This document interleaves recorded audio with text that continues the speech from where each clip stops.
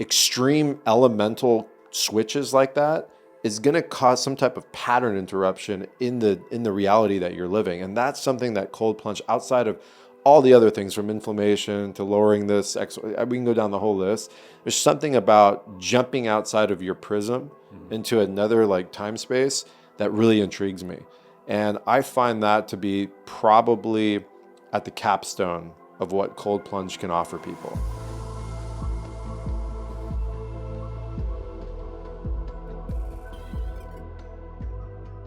You guys have been in my field for the last like 2.5, 3 years, right? We've got mutual friends and we've connected, through those, beautiful relationships. And I've been watching your journey and experiencing your journey while in my journey.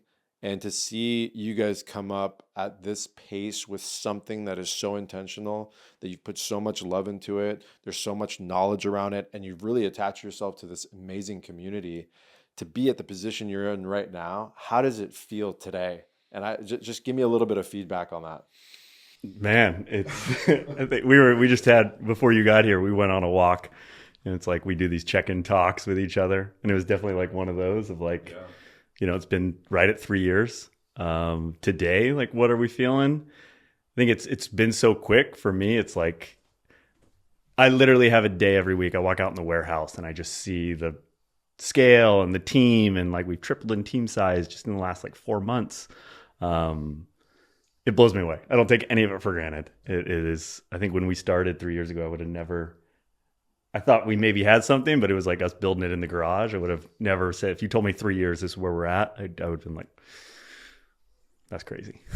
Seeing its growth, has it reminded you of, what it's all about to get to this level? And the commitment that you guys have put in? Because I think you guys might have heard me say it before.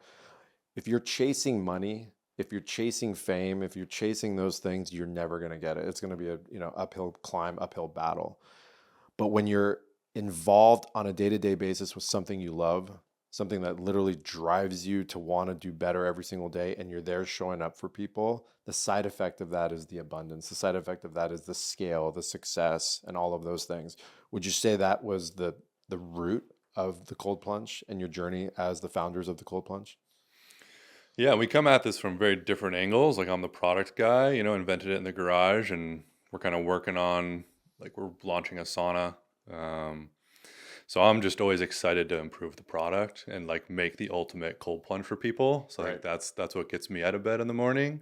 For Ryan, I guess it's other things. Yeah, I think it's for me. I think to your question is like, absolutely, that was the start. It was like, we loved cold plunging. Like, I was getting into rivers. He had built the chest freezer. It was like something that we were all about. And it was like, how do we get this? He saw like, I want to build this for ourselves. And then he kind of like, you want to start a business. Is that how that started? Yeah. So you've been jumping in rivers kind of like myself since day one. You went to him, and all of a sudden it's like, hey, I could maybe build something like this. Let's try to build it. Opposite. So we both had our original genesis. I had rivers. I'd actually been getting sick a bunch, and I got like 6 colds in 6 months. And kind of my health mentor was like, let's get some breath work going. Let's get some cold water going. Transformed my whole health. So I was like, okay, cool. I'm into this. I was about it. He can tell his, like, how he found it, but he was the one that was like, no one's building a cold plunge. Like, there were a couple out there that were like 10, 15K. So the pandemic had hit, closed our businesses down. He had just happened to move to Sacramento. Okay. So there was this unique time. I was going through a bunch of like personal stuff, and he was the one that was basically like, there's an opportunity here. Just like, someone needs to build a damn cold plunge. Like, do you remember that moment? Do you remember that day? There was a couple days, and I remember one was camping when we were walking. There were different conversations. I was living in an RV. I moved into an RV when the pandemic hit, closed the business down. I had no income, sold all my stuff, and I bought an RV because I just was like, I need to shore up my income, like my expenses. So I would go camp in the foothills of Northern California, and he would drive his van out and meet me out there. This is like before the company started. This is like middle of 2020? Yeah, this is like March, April. No, it's now like July. July, exactly. Yeah. Right, okay. Yep, July, August, right there. And he would come up, and he was just like there's, I could feel in him. He's like, and he's 3D, like he's at home creating a unit, like fully deep into it. Like, And this is your background? Not to stop the story, but this is... My background is like my dad's like a DIY build whatever guy, and I grew up with that. I kind of the first thing that got me out of my rut, my day-to-day boring job, was actually building a float tank from scratch. So I went down to the jungle, Peru, did ayahuasca, came back the next day, hopped in a float tank, and had this like access to like that world through the float tank experience. So I was like, I need this in my life, right? So I went and built a float tank in my sister's garage, which was an hour away on the weekend. Acrylic? This was wood, Okay. rubber liner, Okay. pumps, very like rustic, whatever. But that project like was very difficult. I did it all myself. I, planned it out, did it. And I proved to myself like I could do something really hard and like get out of my rut of like going to work, going out on the weekends, drinking. And like, I was like creating this new path. Amazing. And then like a year later, quit that job, went out to Southeast Asia, and realized very quickly I wanted to start a float center, right? So I came back to San Francisco, borrowed some money, and started the float center. And that's where Ryan came in one of the first days, introduced himself, and said, "Hey, I'm starting a float center in Sacramento." Wait. Hold on. Yeah, So yeah. you had a retail float center in Yes, San Francisco? exactly. Where in San Francisco? In the marina on Lombard Street. It's called- What are you talking about? My On family's Reboot. from the marina. My sister lives in the marina on Yeah. Chestnut and something, and Chestnut and Pierce. So you had a float center retail. When did you open that up? Was that 2015. 2015? 2015. Yeah. And that's been operating for 4 or 5 years up until the Yes. pandemic? Yeah, we have 3 locations. We Wow. opened one in Oakland, in Rockridge, and then Okay. we opened one on Valencia Street in the Mission. So we have Amazing. 3. So we added cryotherapy to the second and third locations, and that's where the cold therapy started to blow my mind, all the results people were having with cold. Right. And so then I went on a van road trip all throughout the Rocky Mountains, and I was just getting in cold water every day. Like I would just find a lake or a river, and it was fun. Something to like my little mission for the day. I would get in cold water, and then I came home and was like, I need my medicine. Right. So then I built the chest freezer plunge and was doing that This for is a while. before you guys met? No, so this was like after we had been hanging out for a couple years. Okay. And then right before the pandemic started, I moved to Sacramento where Ryan lived. And then, pandemic hits, like just nothing to do. And which was like a kind of really scary at first. I physically got sick. It was very stressful. And then it was just like this opening of like time that I hadn't felt in 5 years, right? As an entrepreneur, founder, CEO, like every single day you have stuff thrown at you, and that was just off, which is like kind of crazy. Right. And then started building cold plunges because I thought I could take out a float tank, put in a cold plunge and a sauna. I just always want to create stuff that I really like, and no one was doing that. Yeah. And it just seemed like a big hole in the offerings that people had, and sold 2 to some of our customers. Delivered one, and the guy gave me a bottle of champagne. Like he was so excited for this thing. Yeah. I think that's where some of the energy was coming to Ryan. I needed a co-founder because I did the first business all by myself. I was very lonely, and I told myself I will never do business solo again. Right. And Ryan was kind of the ultimate co-founder. We actually had worked together on a project to raise money for MAPS, which most of your audience probably knows. They were doing phase 3 trials for the MDMA. Mm-hmm. So we wanted to raise money for that. So we did a cool float campaign together. That was really fun to work together. So we kind of had a taste of that already, which was cool. It's kind of some seeds planted.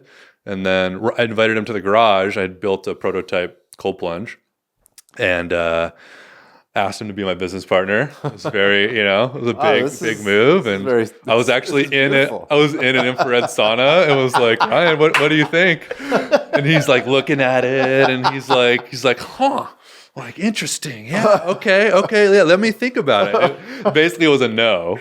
And then I invited, he was like, yeah, you denied him at first. He was like, it was a little rough, And then I was like, okay, cool. He had some feedback. And then I like changed a lot of stuff and really cleaned it up and made it sanded like down a little more presentable. Just like the components were like cleaned up, the orientation and all that. And for whatever I did, I don't even remember, but apparently like it was. Well, the distinction here is like I get actually like a viscerally uncomfortable to even be around construction or production stuff. It's like It's too hectic. It's too hectic. Yeah. I don't get it. My brain doesn't grasp it. So to be that, so he's presenting this product and I'm assuming any normal person's like, okay, you can see a little ahead here. This isn't what we're going to market with, but I'm seeing this is what you want me to put my name on. Like I was like, no, I'm not ready.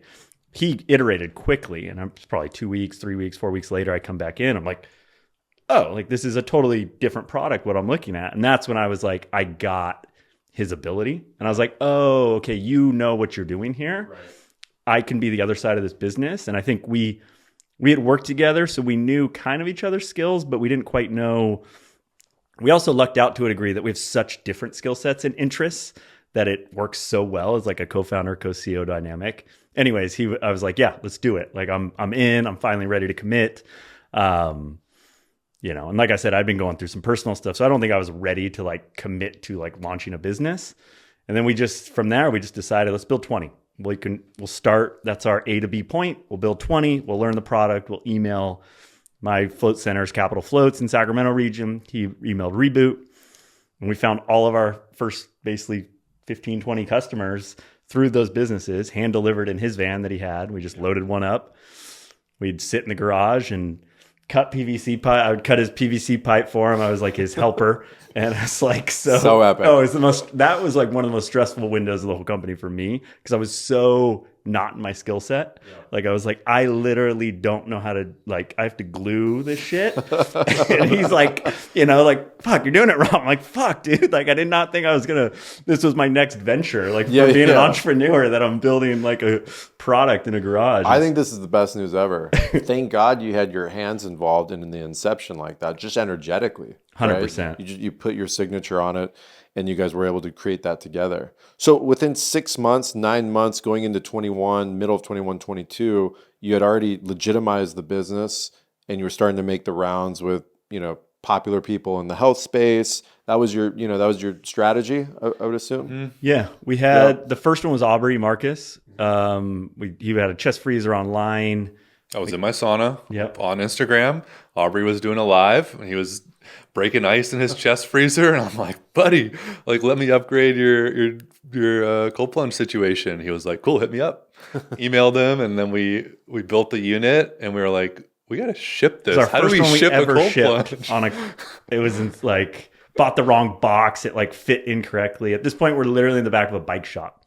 So we went from his garage. Iris, his wife, was so awesome, but then finally was like, you guys, the neighbors are so pissed at us, like of what is like happening in this garage. It was just so hectic that we're like, okay, we got to get out of here. That unit, we dropped off one to someone in Sacramento. The guy's like, dude, I have like 500 square feet in the back of my bike shop, and there's a sink. He's like, I'm sure there's water. So we moved into the back of the bike shop. It was like open floor plan. So people are like buying bikes, like watching us build these bathtubs. Like the photos are incredible. Amazing. Yeah. And so anyways, from that place, we had to ship the unit to Aubrey, and it was like, how do you call a truck to come pick this? Like we were so out of water into like what we were doing. And anyways, we went to Aubrey's house, set that up. And then we really went from a game plan of like, okay, it's such an opportunity to drop in with these people, connect with them, build like a true authentic relationship, not just some transactional, here's our tub. Yeah. And then we were able to enter into a lot of friendships, and, you know, then we're into the next one. And then we find ourselves at Andrew Huberman's house and Tony Hawk's, and, you know, with you. And it just kind of went that way. And that was our really strategy, was like, how do we, you know, as people that had given, like, that we thought were so cool and had provided so much like info and like we've learned from, that was like, finally we can now gift something. Yeah. Like that was kind of we're burners at heart. Like, how do you, like, you know, for sure. And so that led into, that made us feel like we were everywhere, even though we were still at that point, probably in like a 3,000 square foot warehouse, just kind of building these, all the cart. That's amazing. So then when did Shark Tank appear?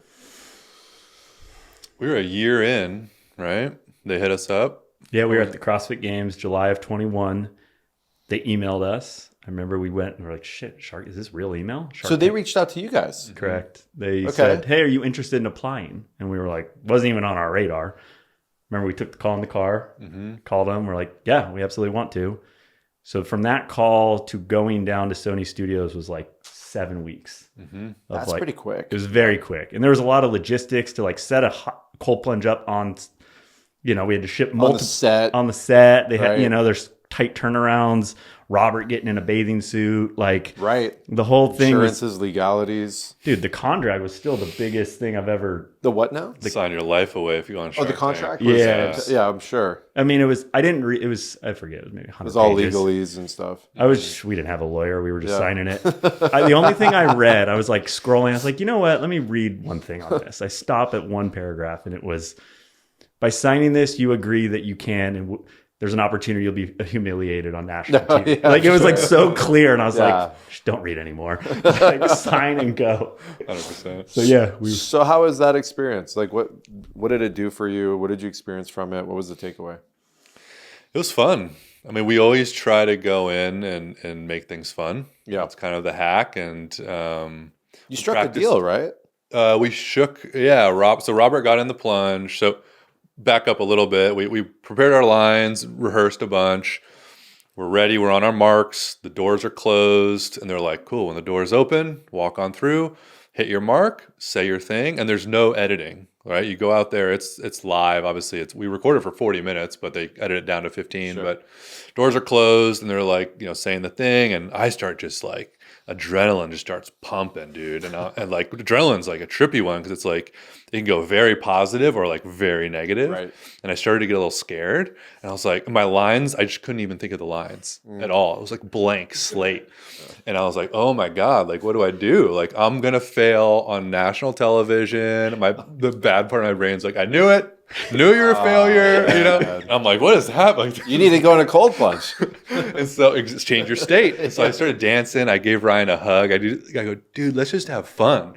And everything switched, right? It went positive. We went out there. We're just like, let's just have fun. To be clear on the dance. I watched it. You guys ripped it. You guys were awesome on there. Thank you. Your faces were like, it's intense. Your eyes are wide open. Bugging out. Yeah, bugging out. Totally. Dude, it was the craziest. Like, to back up on him dancing, that is a legendary video. Like, I mean, it's quiet on the set. This massive thing, probably 100 people in there. It just gets dead quiet. Yeah. And you're just waiting for this moment. And all of a sudden, it's us and the stage manager. And it's the infamous hallway, that they walk out.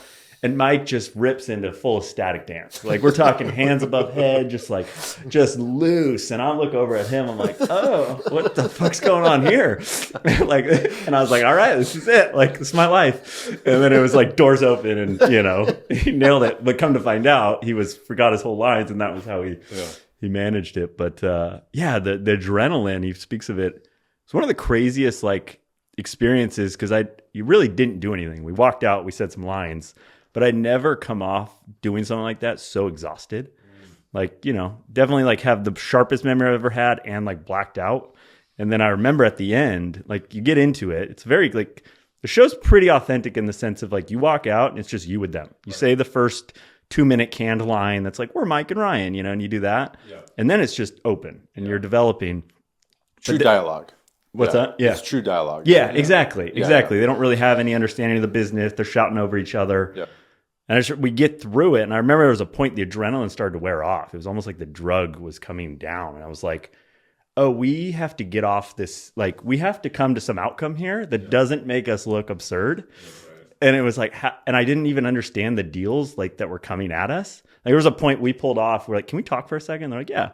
And we walked over, and I was hoping he understood. I was like, "Do you know what they're saying?" He's like, "No." Oh, so when they were throwing deal points and percentages and rev share, whatever the hell it was, you didn't know any of that stuff ahead of time. No, that was all on the fly. All on the fly. They don't know anything about the company, right? And Mark was like, "Here's the deal. I'll pay all your POs." But then I get all the revenue up front, and I'm like, is that good? What does that mean, dude? Yeah. Never heard that before. Yeah. So neither of us did, and we're like, Mark, can you explain that a little better? And it's like, yeah, no problem. We said it again, and we're both still, I don't know. Mr. Wonderful came, with some crazy royal, his deals. It's just I can't grasp this, and so then it's okay, we have to land at something here, and anyways, that was the moment where it was we ended up getting to the spot. We had kind of. Before the show, we had our basically drop dead equity number we would have given up for that valuation. And And Robert hit the number. Like we went to both of them. Mark wouldn't come down. Robert was like, I'll come down. So it actually was like, cool. And we're like, and that's when I was like, deal. Like, let's get out of here. I like Robert from what I see from his TV persona. I don't know him off camera or anything like that. How was that relationship? Did it materialize? It probably didn't materialize, Never right? materialized. Never materialized. Okay. Yeah. It, I think, it was how it works, handshake deal. Yeah. And then you kind of go into diligence on the back end and didn't end up coming through, which I think that's a blessing. Yeah. Yeah, right? I mean, that's a total blessing. The experience probably also opened your eyes to many different things too, in terms of the business and what this could potentially be and how to set things up for the future. You're totally. Right. It was like a unique exercise for us to like think through like we were a year into the company at that point. Right. We weren't thinking our heads down, like, how do we make a better tub? How do we ship this thing? How do we do customer support? Right. Like logistics. Yeah, exactly. Like just operations. And so it was a good exercise for us to kind of think through that. When did the science start coming into this business? And how did that, because that's where I'm interested in, right? So, it's good to get this intro. People can hear like this story and how best ever, like two guys coming together, working out of a garage with ideas and concepts, jumping on, national TV and all this stuff. But when did the science of cold therapy start really kicking in? You know who started it in terms of the zeitgeist was Tim Ferriss. Okay. And then Rhonda Patrick, she had a really great paper on cold therapy. And since I had a cryo business, we were using her science. She was aggregating different studies. Of course. The 5X norepinephrine was out there, and that was like the big thing. And then, that's kind of what jump-started it for me. Yeah, and then for us, I mean, Andrew Huberman was like the big piece that brought it to the mainstream. He did one of his Cold Plunge episode, or I think it was a 2-part series maybe.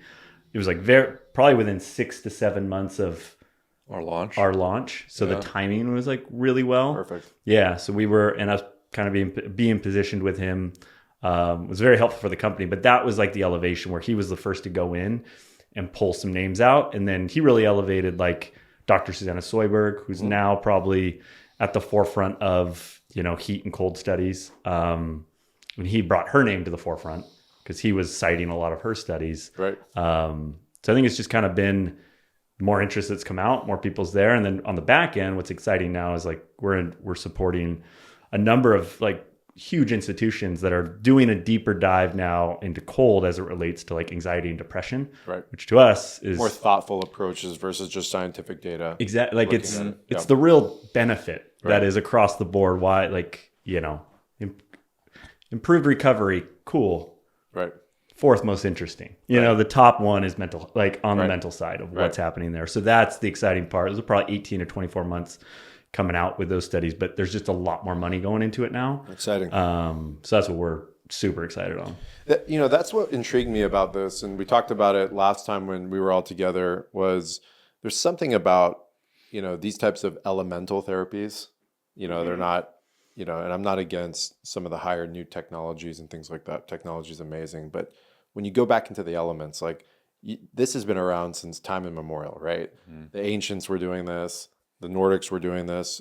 Even the Persians were doing this, and the Turkish. I've read books on this, that cold submersion therapy, even in Egypt as well, was something that was so profound on a spiritual level, right? And they might not have had the data points of exactly what's happening physiologically, or maybe they did, but the causality or the reaction of the cause was a higher level of thinking, a higher level of being able to tap into your emotional and spiritual response. And I remember when we were talking last time is that for me, when I go into a cold plunge, I'm not escaping, but I'm definitely going somewhere that I was just not at. Mm-hmm. Whether that's like a past life or an inward connection to something. Your blood is pulling from your extremities. Right, your vasoconstriction, everything's coming into the internal organs. That's taking you psychologically somewhere. And if you're on the same trip as me where, this is some type of morphogenic field, we're in some type of holographic world, extreme elemental switches like that is going to cause some type of pattern interruption in the reality that you're living. And that's something that cold plunge, outside of all the other things from inflammation to lowering this, we can go down the whole list. There's something about jumping outside of your prism into another like time space that really intrigues me. And I find that to be probably at the capstone of what cold plunge can offer people. It's a total like reboot and change of who you are, where you are, and why you are. What do you think about that? I think you nailed it. And I think it's what's so cool about it is it's such a short window. Right. It's not asking you to go hike to the top of the mountain and have this experience. It's like get into the water, breathe, surrender. In 2 minutes, you can have this transformation. That's right. And it's, from an like time ROI and just like output. But yeah, I think it's That's a great point. That's a great point. Yeah. It's not 10 days in darkness in a cave. It's boom, right there. That's the power of it, where I think it's just the micro hits of it when you build this in on a consistent basis.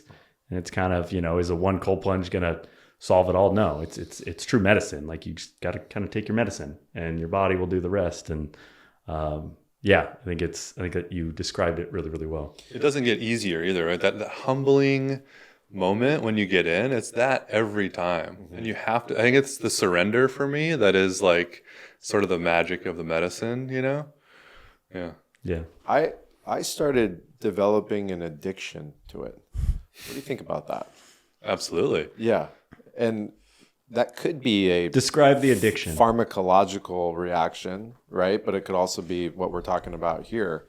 I just, when I was doing it consistently, I couldn't not do it. And I was craving how I felt coming out of it. You know what I'm talking about? Totally. When you're just, the veins are constricted, you're shredded, your abs are popping out, and you're just like, the electricity is just compact because, the vessels are constricted, right? So it's like everything just bolsters.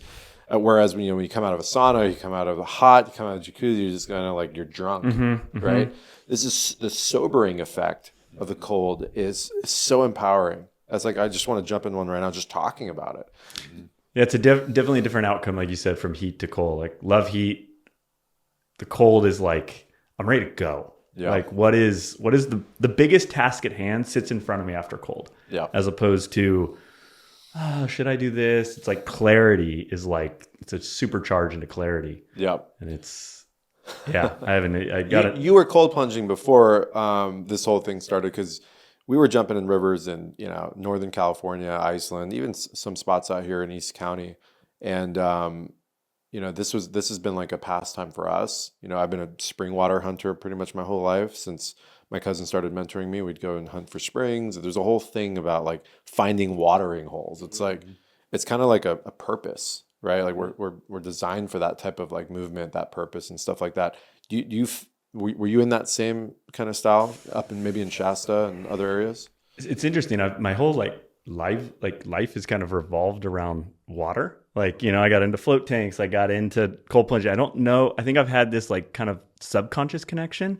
It hasn't been to that level that you described. I've always been very fascinated with water and just on a hydrating cellular level.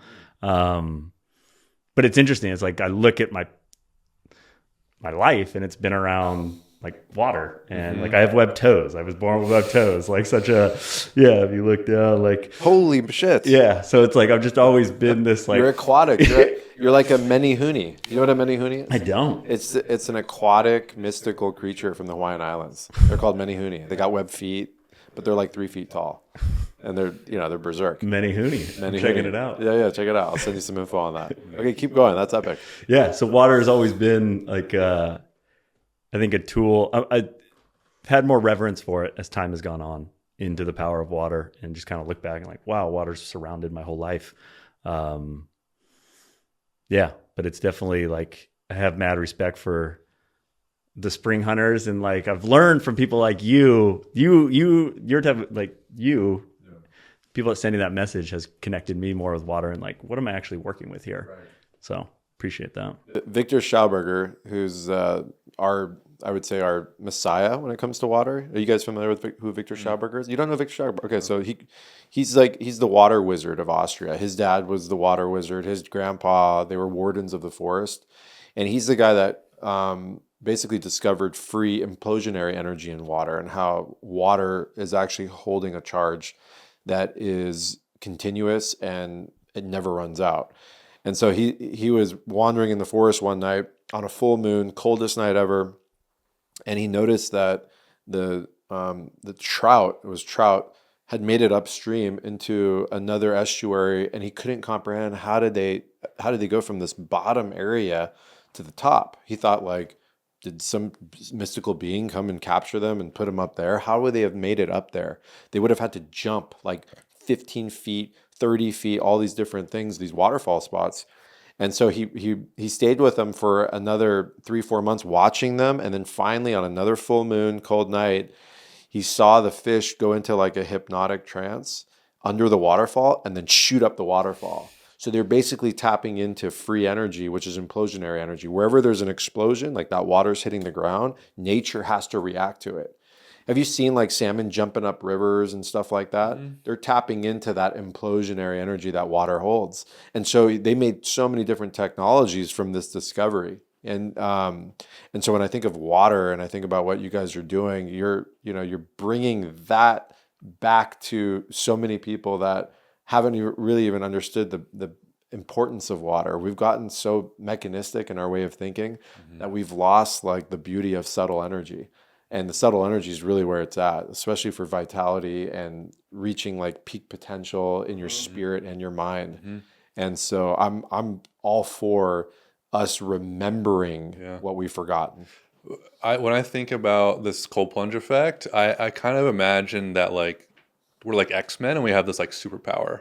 And it's like we developed it over the history of our genetic information, this special ability to like whatever happens when you get in a cold plunge, like that doesn't just happen to every being that's ever existed. It happens to humans because we evolved that way. It's like you get in this water and dopamine, adrenaline, like all these things, the levels just go through the roof. It's like, what could the human do to like get out of this water? Your metabolism gets boosted. You feel positive. Like all these things just go to a 10 to allow us to survive in that environment.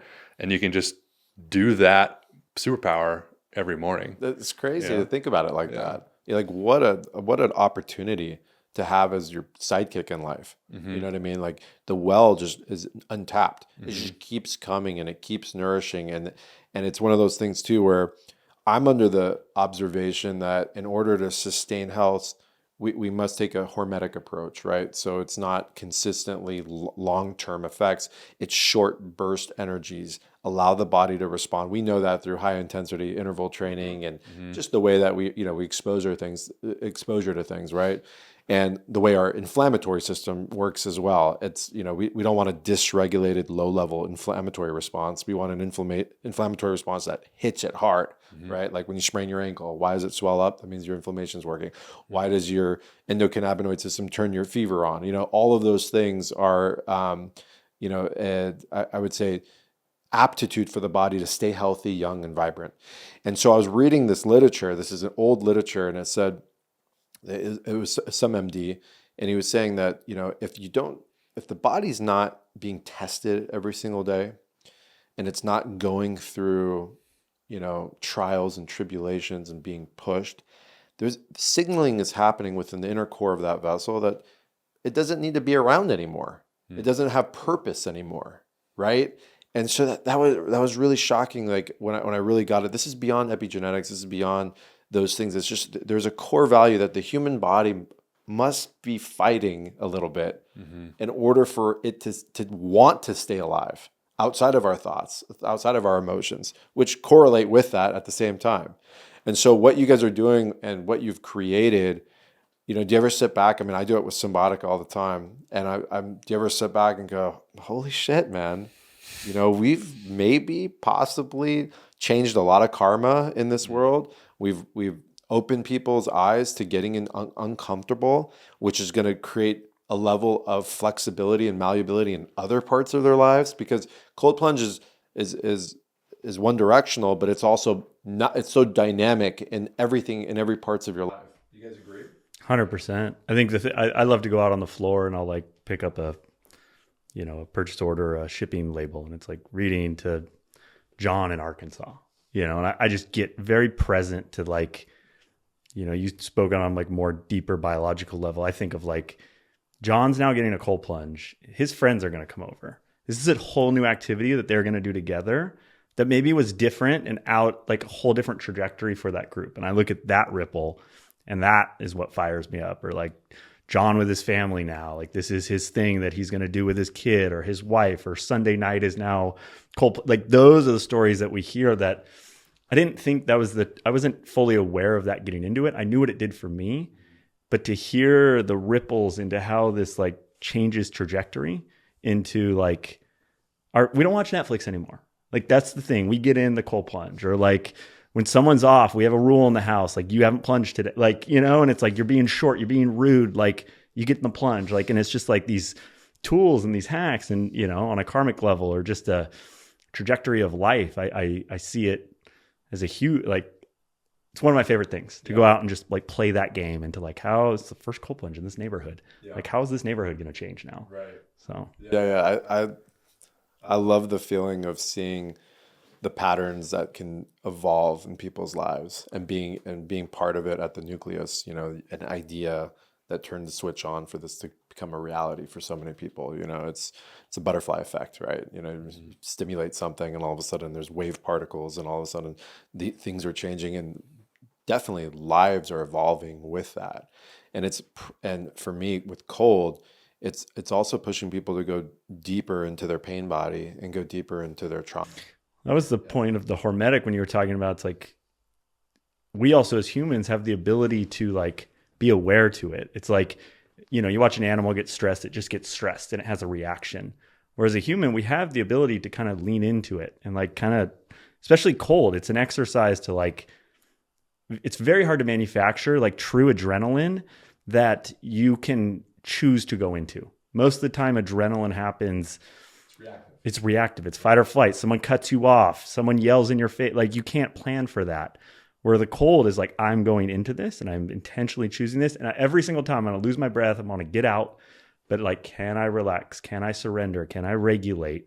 Like the power of that, I think, is very unique as a human, that we get to do both, like turn on the adrenaline system and have the ability to surrender into it.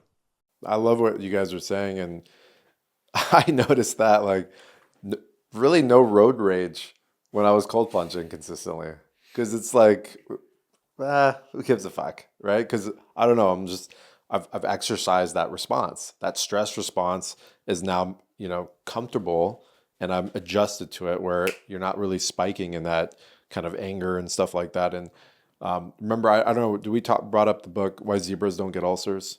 Did we talk about that? You guys definitely should use this with what you guys are doing.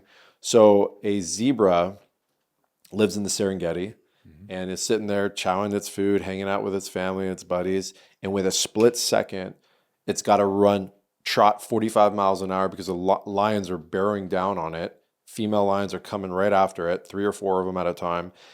And if it doesn't get out, it's going to be eaten alive. Okay, just how berserk that is. Now, interesting enough, in order for that to have that fight-flight response, all the adrenaline needs to go off, all the cortisol needs to go up, the sweat glands, the heat, thermodynamics, everything expands in an instant. Electric voltage, you know, acidity shoots through, lactic acid production. It's like, it's a whole chemistry project within 3 seconds. And about 95% of the time, the lions miss, okay, because of that beautiful response. Within 10 minutes, that zebra is completely back to baseline, homeostasis. Every physiological biochemical reading has gone back to middle ground, and it's there hanging out, chewing food, relaxing. Okay. There's no trauma. There's no like lingering. There's no lingering trauma. Where human beings are living in that trauma, and there's no lion chasing them, but they're caught up in their trauma, their emotions, their pain, the bills, everything you can imagine, all the crap we're dealing with in this 21st century model. And it's a good reminder that if you don't practice self-love and you don't start doing the things that are going to help, you know, regulate some of these systems within you that are chaotic, you're going towards a life of disease. That is a fact. You can take all the best products in the world. You could be drinking the best water on earth. You could be doing all of the things right, eating the best food, intermittent fasting. But if you have a dysregulated stress system and you have not properly worked with that, whether through cold plunging, proper sleep, breath work, all of these actually go hand in hand. You can't sleep properly if you're dysregulated. If you're dysregulated, you really need good sleep. It's like, what came first, the chicken or the egg? My point is that what you're doing with cold plunge is such a undervalued tool that is so accessible and so easy. And we think because we're in this realm that everybody knows about it, but there's still billions of people that have no clue. Totally. And I think the next step for you guys, I'm sure you're doing it, is to really create these levels of stories and put it in these terms, because there's only so much that someone can just listen to science and understand inflammation and understand this pathway and understand all these things. It's like, okay. But if they can get it on a human level and really on an emotional level, right? So they're something's viscerally connecting with them. It's going to drive people to make a switch in their life and go out on a limb and jump in some cold water, whether that's with the cold plunge or the river next door or whatever. Because I think you're advocating that, like, just whatever you do something different. Get cold, get hot. I mean, I think, exactly. Like play with the systems. I think Mike and I were, 30-something-year-old dudes. Like, we have our stories, and it's like, how do we, like, we're trying, like, getting moms to tell their story, like them incorporating the cold plunge, trying to bring it to life of like what actually, and I think like how this is actually impacting the day to day on like a practical level. I think sometimes even the science can get a little overwhelming into like, 250% dopamine. It's like, what does that mean? It maybe means that you're, more attentive and have more energy to go throw the football with your kid. Right. Like that's like the real what's happening here. Which then leads to something else. Yes. It's momentum, right? Yep. This is a good like momentum charger. That's where I think it's effective with preliminary what we've seen with depression. It's like it's just a moment to. Depression's a tough place. You're stuck. Like nothing. You're not going to go to the gym. Yeah. Like it doesn't make sense. Like. But it just gives that window. It gives a window to like, okay, just like shake something off for a moment, and you start stacking a couple W's here, a W there. It's like you can like it can be an accelerant for people in depression, and we've seen that. So that's what I'm super excited on, is how this can actually start entering in the zeitgeist of like a true tool. That's like not some kind of fairy tale tool, but it's like, no, for the right circumstances, this is a great option to utilize. Wim Hof. Let's talk a little bit about Wim Hof, because I met Wim Hof at our last longevity conference in 2014. My cousin would do these longevity conferences in Orange County. Probably about 5,000-6,000 people would be there. And I think he was one of the last speakers that we had at that conference. And so I met him like in full berserker mode. He was hilarious. I was almost in tears just talking to him. I couldn't believe that this guy existed. This is the first time I'd ever heard of him. And I'd met him, and it was in person. So I didn't have like a prep, and he was berserk, out of control, talking shit. He was pissed off at lazy Americans. You know what I mean? It was just like, what are you doing? Get up, move your ass, stuff like that. The Wim Hof culture, I'm not deep in it right now, but he's definitely put cold exposure on the map. Big time. Right? Oh, yeah. So you guys you guys love this guy, right? When you talk about story, like you can't listen to him talk about cold and not just get super fired up. And his overall story is just about, his wife and the depression and, No, I give that's so moving. Yeah. He's the guy. He's the guy. He's the guy. I mean, it's how it all started for me. I saw the Vice documentary probably in 2014. Watched it the first night, started crying. Watched it again the second night, started crying. I was like, who is like? And the thing that's crazy, like you said, like people like him exist. The fact that there's people like him are so grateful for, because now he's this guy that everyone raves about.